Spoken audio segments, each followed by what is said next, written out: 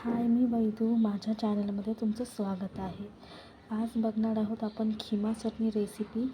ना खिमा ना मटण, पण चव मात्र खिमा चटणीसारखी झणझणीत लागते. चला तर बघूया रेसिपी. कढईमध्ये 2 मोठे चमचे तेल घ्यायचं आहे. तेल थोडे तापायला ठेवायचं आहे. तेलात एक मोठा कापलेला कांदा टाकायचा आहे आणि तो नीट परतून घ्या. त्यानंतर इथे टोमॅटो घ्यायचा आहे कापून. त्याच्यानंतर मिरची जी आहे ते काप करून घालायची आहे त्याच्यामध्ये.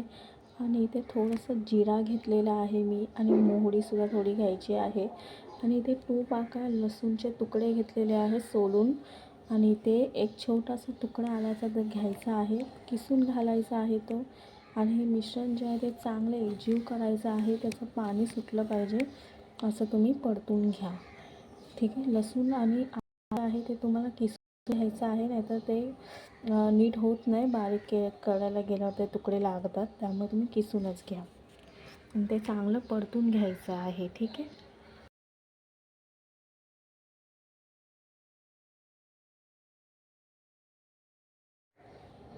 इथे आता चिमूटभर हळद आणि मी इथे मिक्स मसाला घातला आहे. छान ढवळून घ्या पाणी सुटेपर्यंत एकदम इथे मिक्सरच्या भांड्यामध्ये आपण भाजलेल्या शेंगदाण्याचा 2 मोठे चमचे कूट घ्यायचा आहे. आणि त्याच्यात आता कोथिंबीर घालायची आणि जे आपण आधी वाटण केलं होतं कांदा आणि टोमॅटोचं, ते वाटण यामध्ये घालायचं आहे. आणि यात आता मीठ घालायचं आहे चवीनुसार. त्यात थोडं पाणी घालून मिक्सरला लावायचं आहे. बघा, असं टेस्टेड झालं पाहिजे, घट्ट घट्ट. यामध्ये पाणी जे आहे ते थोडं कमी वापरा. असं घट्ट व्हायला पाहिजे चटणीसारखं, कारण हे आपल्याला भाजायचं आहे.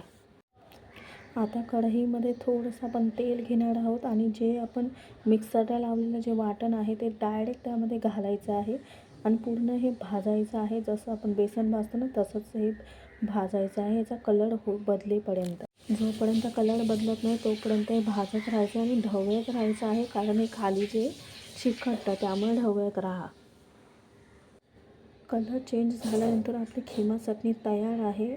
तुम्ही ही छान पावासोबत, जेवणासोबत, भाकरीसोबत तर एकदम चविष्ट लागते.